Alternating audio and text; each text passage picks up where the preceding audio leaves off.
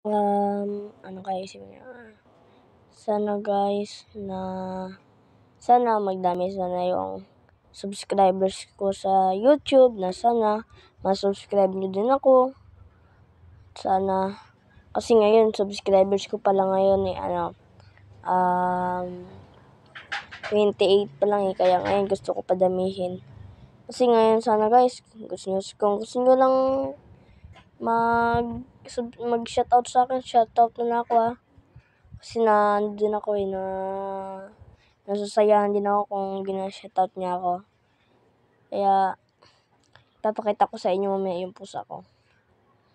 Yan kasi yung pusa ko na hanap na ako. Yung dati kasi yung pusa ko dati pinagtapon Kaya ngayon yun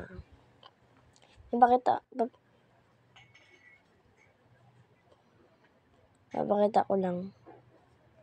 Yung pusa ko mamaya. Kulay black siya. Tapos, dumidila-dila pa. Hinawakan ko yung didi. Hehehehe. Kaya ngayon ano kaya to? Tapos na kaya? Lapit na.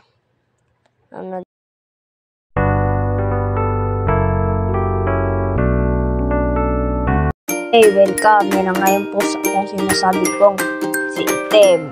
Kumakamot-kamot pa siya. Ayun na nga, pinaliwanag ko na nga sa inyo. Diba?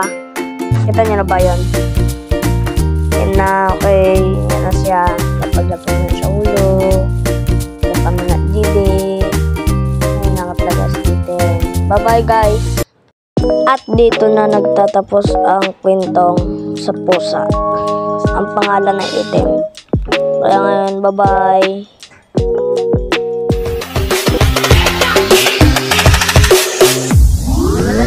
Welcome to DJ Ronnie.